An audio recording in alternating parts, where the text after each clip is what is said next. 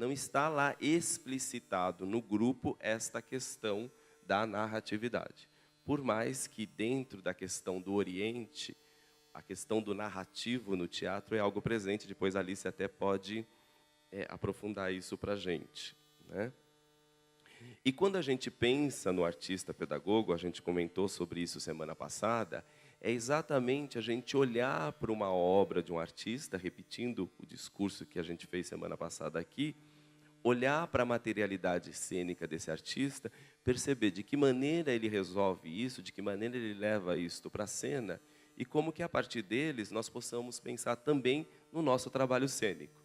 Semana que vem vocês vão estar no experimento, tem uma proposição que vai ser apresentada para vocês na terça-feira, aqui nesse espaço, né? Num primeiro momento a gente vai receber lá um programa, um desafio, um jogo que vai ser proposto para vocês, e é exatamente a partir da semana que vem que nós começamos a pegar todos esses fios, esses materiais que foram sendo apresentados para vocês, e aí tem a grande tarefa da investigação cênica, que é transformar isso num material de cena, tá?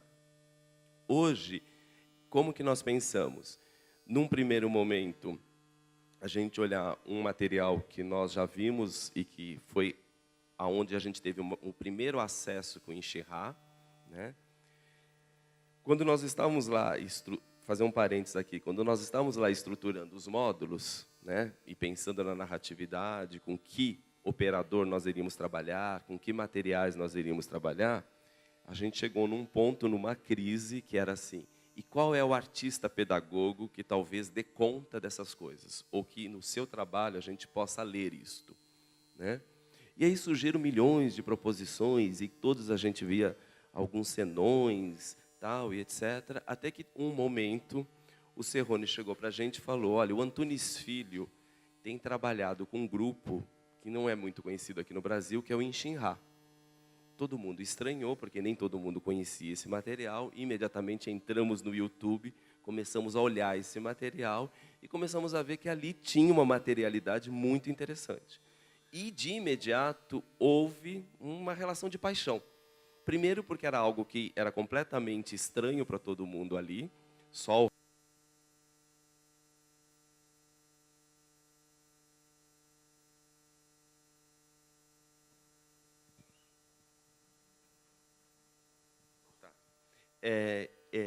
nós nos aproximamos do Inxirrá, num primeiro momento, a partir desse trabalho deles, tá? Então, o DVD não está tão nítido assim, porque é uma cópia da cópia da cópia. Se vocês entrarem no Google, vocês têm milhões de referências sobre o Inxirrá, então ele não é tão desconhecido assim, né? Ele não é tão... Nós aqui desconhecíamos. E foi por este DVD que nós fizemos a primeira aproximação com eles. E é um DVD que ele é uma síntese, não está aí o espetáculo todo, que é o espetáculo Nostalgia.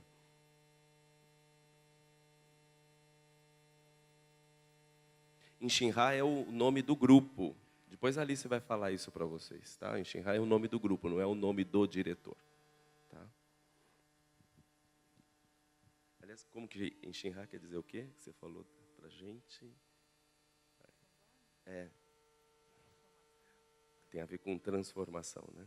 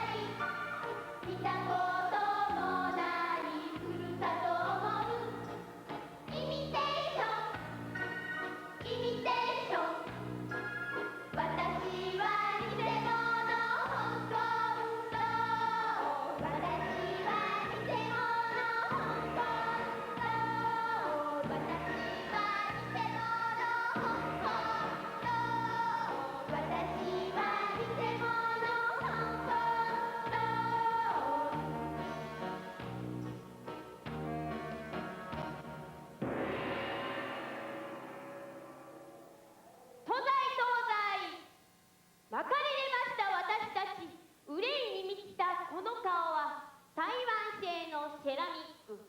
アルファルファカットのこの紙はハイフィンリオードタングステン。協力してますリサイクル。リサイクル。耳はゴム製ベトナム特許のエクタルゴ。口はダイヤよブリヂストン。リサイクル。頭脳はロシアのコンピューター。時代遅れのアナログタイプ。その名もパクリのアイスの。リサイクル。骨は丈夫なガンメタル。川崎製鉄自慢の技術。テクノロジー。皮膚は滑らかシームレス。継ぎ目なしのイタリー製。それでもシャーけどリサイクル。赤い流れる血管の代わりにカーボンナノチューブ。あなたの好きな私のあそこ第10条。あなたのサイズに合わせて熱変化。形状記憶合金性。リサイクル。寄せ集め上品密輸品まがいもの質流れ。それでもじゃあけどお客さん真心だけはオリジナル。イージンさんいらっしゃい。六人さんこんにちは。六人さんいらっしゃい。6人。いあるさうじゅう。ちょうど6人さん。私たちも6人さん。私は確か一人ぼっちだけど。まあ旦那さんご冗談ばっかり。嘘がこの手な。その手で女何人泣かせた。騙されまへんでこの色男。安しときますわ6人さん。コケコッコ泣くまでいっぱいサービスするよ。サービス6人さん。そうか、6人か。6人さん遊んでおいき。君らには私のことが6人に見えるんだ。お客さん、私の瞳は液晶フィルム。中古品でもよく見えてます。ほら見てお客さん。液晶怒る赤。ほら見てお客さん。液晶笑う青。しんどい黄色。泣く水色。今私楽しい緑。お客さんの目の色は黒。黒はどんな心？黒は迷っている心。迷ってないで遊んでいきなお客さん。歌を歌ってお酒を飲んで踊ってその後はふお楽しみ。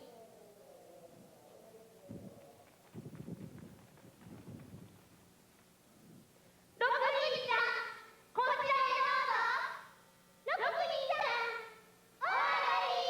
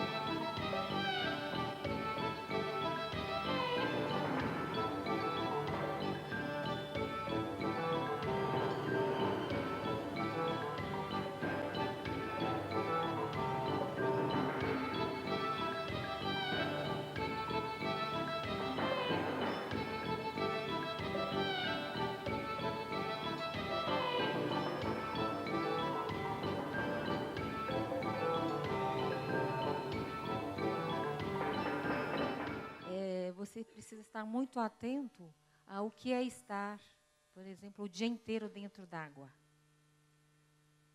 É um corpo que está num lugar instável.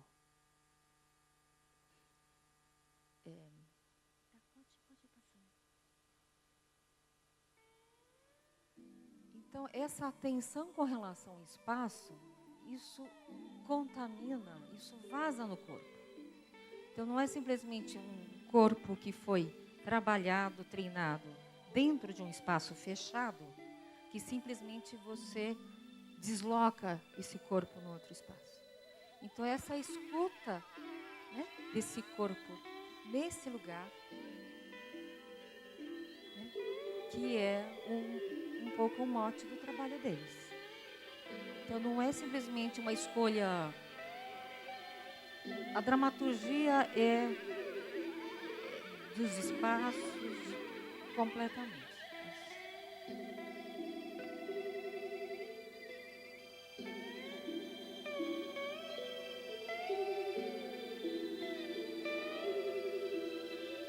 Está comentando um pouco sobre que grupo é esse, como eles trabalham.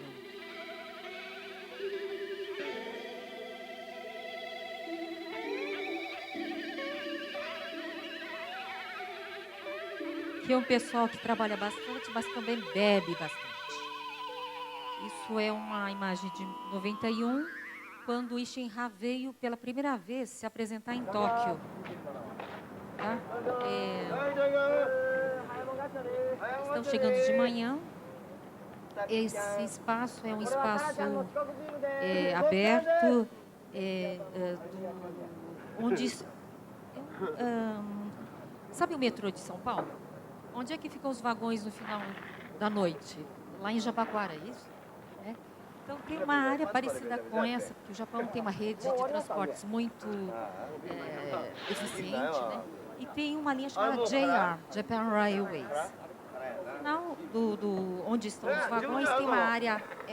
porque o Japão é muito densamente povoado. É a primeira vez que eles fazem em Tóquio, numa área aberta, esse Janjan Opera.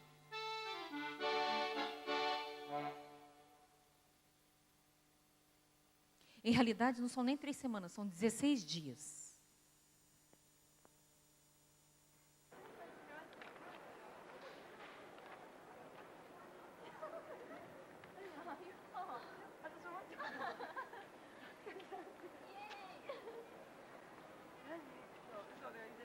E como é uma construção, digamos assim, que vai acontecendo no centro de Tóquio, as pessoas, a população pode ir acompanhando no dia a dia.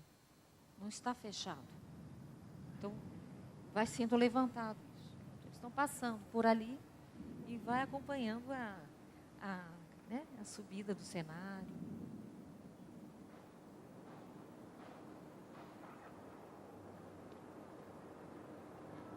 É um grupo que, quando eles viajam, eles não ficam em hotéis. Eles constroem tendas, alojamentos. Tem todo um cronograma de atividades, de funções, se dividem. Tem um rodízio para fazer a comida. E durante o dia eles levantam esse teatro e à noite eles ensaiam.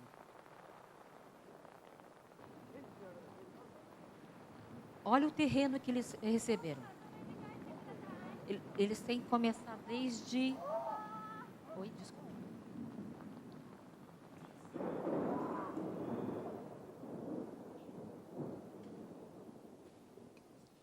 Você falou que à noite eles ensaiam, mas à noite é um ensaio de um espetáculo que já está construído, ou durante o processo de construção do espaço também se dá o processo de construção da peça? Você está falando, nesse caso, é que cada caso é um caso. Cada... Em realidade, tem uma coisa importante com relação ao grupo, que eles têm um corpo distinto. Que você pode ver qualquer obra deles, você diz, é do Isshin-ha. Existe uma corporeidade distinta. E essa corporeidade é fruto de anos de trabalho. E começou lá atrás com o diretor Matsumoto, quando ele estava em cena. Ele era um ator, performer, e esse corpo vem parte dele. Né? O momento em que havia o Butô, continua havendo, mas as pessoas mais da terceira geração do Butô, o Maru Akagi, por exemplo, que pesquisava o trabalho corporal, por exemplo. Né? Então, ele vem dessa geração. É um corpo que foge do uso do corpo tradicional japonês, né? Não dos clássicos no, ou Kyogen ou Kabuki. Pelo contrário, é a descoberta de um corpo, que é um corpo único seu. E isso embasou um pouco o trabalho do grupo. Então, ele diz, na época eu via que eu tinha um corpo estranho. Ele sentia que tinha um corpo estranho. Era comprido, sem força, no sentido, né? E desajeitado, desengonçado. Então, o que um bailarino, o que um corpo virtuoso fazia, ele não conseguia fazer. Mas o desejo era o mesmo. A intenção, a intensidade era a mesma. Então, como é que eu faço com que a vontade de desenvolver realizar uma ação, né, eu posso fazer com esse meu corpo débil? Então, isso foi criando outras nuances nesse corpo. Está dando para entender? Então, isso, na verdade, com o passar dos anos, acaba virando um estilo. Eu não gosto desse termo. Mas uma forma de lidar com esse corpo. Então, esse caminho que nós estamos fazendo aqui no módulo amarelo, historicamente ele já foi feito, né? Exatamente a partir dessas perspectivas. E dentro disso que a Alice está falando, de que isto é da natureza do próprio teatro, do próprio pensar o teatro dentro da cultura oriental, e no caso aqui do Japão. Por exemplo, se você pega, não sei se você já viu No em vídeo, né? Ou mesmo Kabuki. Em desses dois gêneros, estilos, você vê, por exemplo, a existência da coralidade. Mas é uma coralidade que usa a narração, digamos assim. Não é uma coralidade que passa pela fisicalidade, pela coreografia, por exemplo. Tá? Então, em No você tem o coro que continua narrando a partir do momento que a protagonista já está atuando. Não sei se vocês conhecem a estrutura do No. Né? Existe uma situação que é apresentada. Né? Isso também acontece muito aqui, né? Da personagem chegar e se apresentar. Eu sou tal pessoa, eu vivo tal momento, e o que eu vejo agora é isso. Então, todas as vezes que aparece dentro dessa composição de coralidade, né? Alguém que fala alguma coisa, ela se identifica, mesmo que exista uma uniformidade. Elas estão vestidas da mesma forma, né? Mas tem alguma coisa que identifica. Ou o dialeto, por exemplo. Ele gosta muito que o grupo de atores venha de várias partes do Japão. Porque cada parte do Japão tem uma forma o dialeto é muito forte. Então, isso também é um elemento que dá diversidade, por exemplo. Então, você vê uma uniformidade na coreografia, mas tem um jeito de dizer que é diferente. Claro, isso só é possível ser identificado dentro do contexto de um público japonês. A gente ouve isso mais como uma sonoridade, um corpo sonoro. Não sei se deu para... A gente vai conversando. Esse deslocamento que você falou, dessa coreografia que vai se construindo, e a gente vê muito isso nos trabalhos e em outras imagens que nós vamos ver, Tem uma questão também da gestualidade desse ator, né? Que é uma gestualidade extra-cotidiana. E você estava me dizendo que isso também tem a ver com o teatro japonês. Nunca é uma gestualidade do cotidiano, né? Eu sinto que isso vaza do próprio Butô, da ideia do corpo no Butô, desse corpo fragmentado, de um corpo... Eu sempre digo que o Butô é aquele corpo, é o cadáver que tenta bravamente estar em pé. É um cadáver que tenta dançar. Isso quer dizer o quê? Os mesmos movimentos que eu faria num corpo são, quando é um cadáver, ou um corpo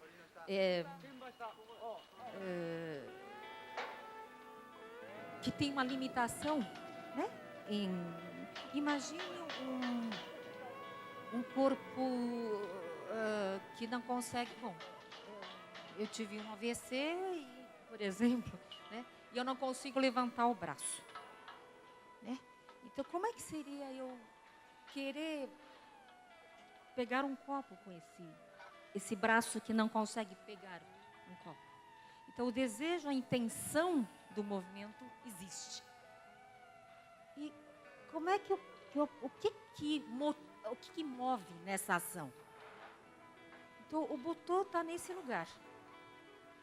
É um corpo que não está dentro das suas habilidades, né? Normais, regulares, mas tem o desejo. E é esse corpo que vai começar a trazer uma construção na fisicalidade. Tá certo? Só chamar atenção para essas imagens, que é quando eles estão construindo de fato esse teatro. E aí não estão só os técnicos, todo o grupo está envolvido nessa construção, né? Todos são participantes e responsáveis para a construção deste espaço que vai se constituindo ao longo desses dias que a Alice falou, tá? Deixa só o Chico falar e aí você faz a pergunta. Só falando um pouquinho aqui com relação a esses técnicos, o grupo consegue construir um lugar que eu considero mágico. Esses técnicos são profissionais muito conhecidos no cinema. A equipe dele vem do cinema, não vem do teatro. Então, são pessoas que vêm de várias partes do Japão, sabendo que durante um mês ou 3 semanas estariam envolvidos, né, vão ficar envolvidos é um sonho isso. Então, não é simplesmente, não é dinheiro, porque eles não recebem. É algo muito mágico que se constrói nessas 3, 4 semanas. É como se eu precisasse daquilo. Totalmente. Fala, Chico. Não, eu só queria experimentar aqui uma aproximação ou uma tentativa de um percurso oposto, pegando carona da fala do Joaquim, do Brecht, porque chegou para nós, numa aula no curso de atuação, uma informação análoga no vetor oposto, ou seja, os anos 70, que é o ano de surgimento do Isshin-Ha, são marcados no Japão por um momento de emergência das vanguardas questionadoras das tradições, desculpe, como ruptura das tradições. Então, o Isshin-Ha, assim como o Brecht, questiona toda a nossa, familiaridade com a dinâmica aristotélica de pensamento e de criação, e ele tenta romper com isso. Também no Japão, o Isshin-Ha é uma das manifestações, não só da cultura, mas também da civilização no Japão, que marcam a ruptura com essas tradições. E esta ruptura também pressupõe um encontro do Oriente com o Ocidente. Então, se no Brecht ele lança um olhar para o Oriente como ferramenta parceira de criação, o Oriente, nos anos 70, lança um olhar sobre o Ocidente como parceiro de ruptura das tradições. Então, na realidade, é um caminho de mão dupla. E uma outra coisa que eu queria chamar a atenção, porque eu acho que pode nos ajudar muito, é nós estamos vendo a construção de um espaço.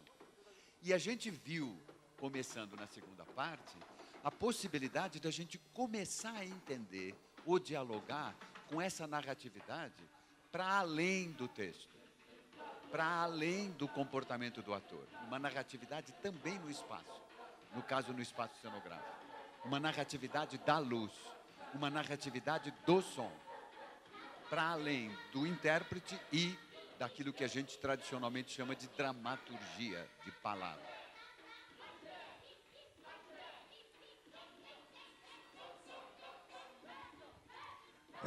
O que eu ia falar, a Alice começou a tocar, em relação ao tamanho do grupo e ao tamanho da construção que é feita, me veio a curiosidade, como esse grupo se mantém financeiramente, como que ele é mantido. Você começou a falar que tem a equipe cinematográfica junto.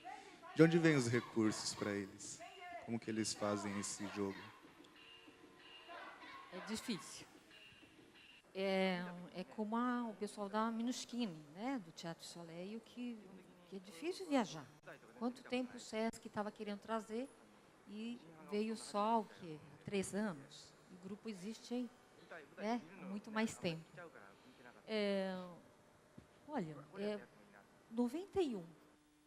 91 eles conseguiram sair de Osaka e vir para Tóquio. 20 anos, né, desde a fundação que o grupo conseguiu ir para Tóquio. Ou seja, nesses 20 anos ele vem trabalhando em Osaka. Como que eles se sustentam? Então, vem de diferentes regiões, né, do Japão. Quando você fala, eles trazem essas informações dessas regiões. Isso é muito importante. E agregam, né, essas isso informações. Que agrega, né? isso que agrega, exatamente. Né, e acho que daí que nasce um pouco a dramaturgia, o texto. Com certeza, né? Isso. Tá bom. Eu tenho um pouco de dúvida, aproveitando, quanto à origem do butô, assim. E eu ouvi dizer que é uma dança meio staccato, né? Meio pá, pá. Que tem alguns que trabalham com gestos fortes, assim. Como é que é o butô dentro dessa tradição, assim? Não sei se é o momento também. Como já saiu bastante do butô, que nós vemos no Ishinha, a gente pode mais associar a dança pessoal do Matsumoto, que viveu uma geração de ascendência do butô, mas eu sinto que já se distancia bastante do elemento do butô. E aí é outra história. Tá. Aí você marca o horário com a Alice, passa uma tarde com ela. Né? Vamos ver mais uma imagem? Tem a ver um pouco desse... Mais uma. Mais uma? Qual Alice, que você aqui. acha legal ver? Oi. Qual que é a intenção do grupo? Como? Tem alguma intenção que prevalece sempre no grupo? Porque as referências sempre vão ser por cada projeto. Mas é chocar o seu tempo, é falar do seu tempo, dessa contemporaneidade japonesa com...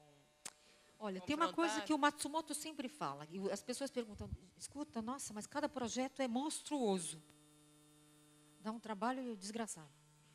E ele diz, se você parar para pensar, o sujeito não faz.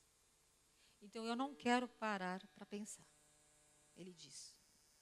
E ele diz que também isso torna... porque o mundo do teatro é muito nebuloso. Você não sabe com quem contar. Você acha que estava podendo contar com tal pessoa, ou tal, mas a pessoa dá para trás, porque surgiu um projeto que pagar mais e trabalhar menos, por exemplo. Estou falando de uma forma muito tosca. Mas são vários elementos que fazem com que o sujeito não tenha uma firme convicção de por que está fazendo teatro. Então, ele dá elementos complexos, dificultosos, exatamente para para eleger as pessoas com quem trabalha. Eu sei que as pessoas sabem que o jeito que eu faço teatro, você tem que pensar umas 2, 3 vezes para fazer. Eu vou fazer. Porque dá trabalho, é complexo, né? E o retorno financeiro não é tão grande. Então, a não ser que você tenha uma firme convicção da urgência, da importância de estar junto, fazendo aquilo, esse é, filosoficamente, a ideia dele. E eu vou continuar fazendo desse jeito. Eu não vou mudar. É o que ele diz.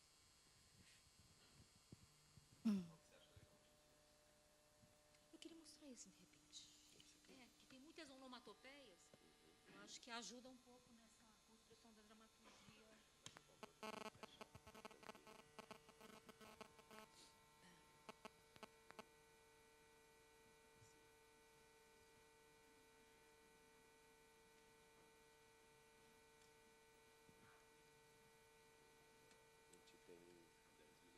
Tá bom, eu vou deixar passar um pouco e ouvir o que eles estão falando. Tem um momento que é a menina avião, então dá para ouvir o que ela está falando.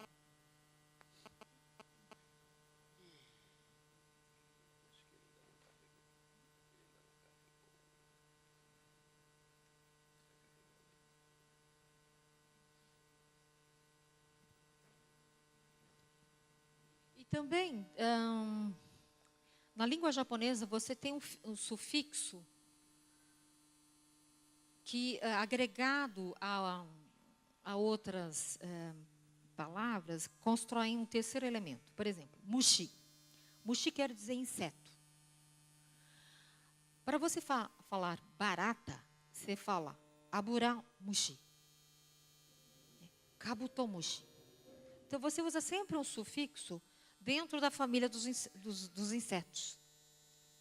Tá? E isso, se você chegar a falar 15 nomes de bichos, de insetos, ele já cria uma sonoridade. Kabutomushi, mushi, mushi, mushi, mushi. Aburamushi, mushi, mushi, mushi.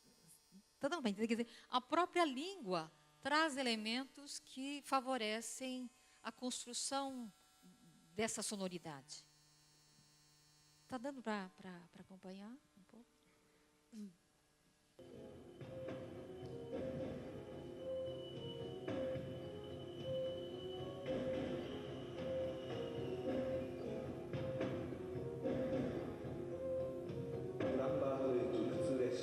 Esse é o terminal de balsa de Osaka. Eles fizeram um espetáculo também nesse terminal, espaço de terminal de cargas. Montaram.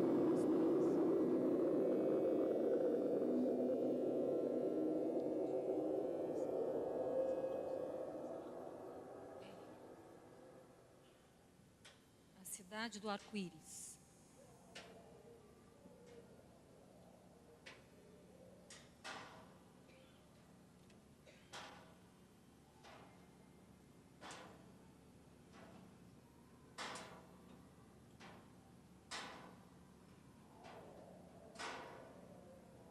Eles fazem também muito.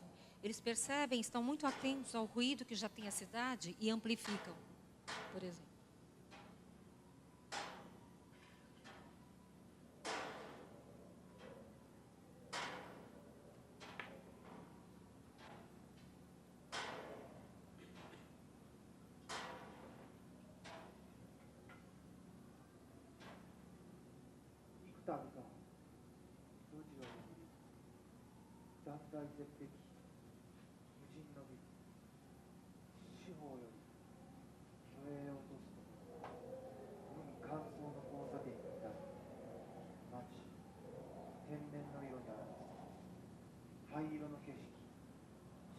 Muitas vezes você ouve trechos de poemas conhecidos também, tá? Recortes de...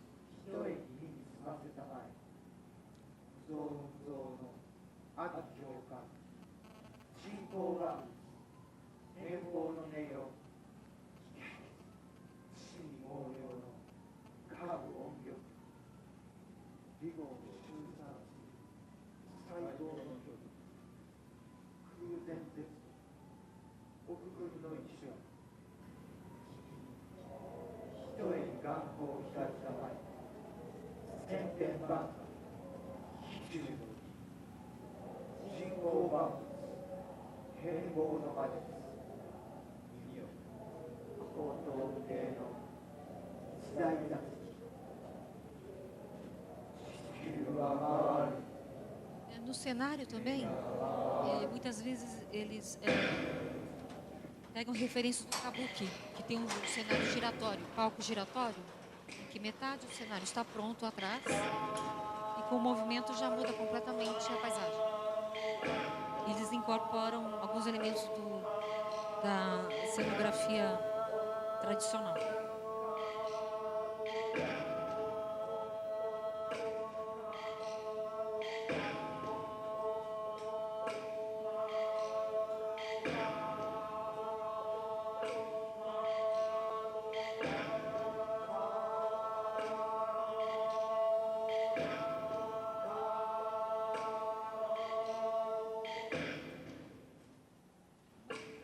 Mantras shintoístas também.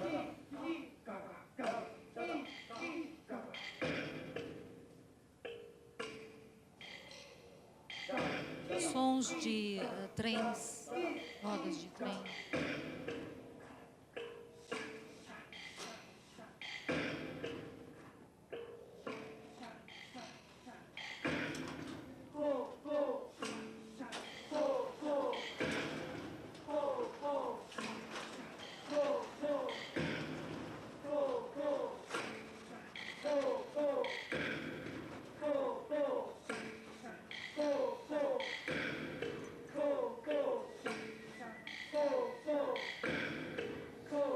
Olha, você tem um coro de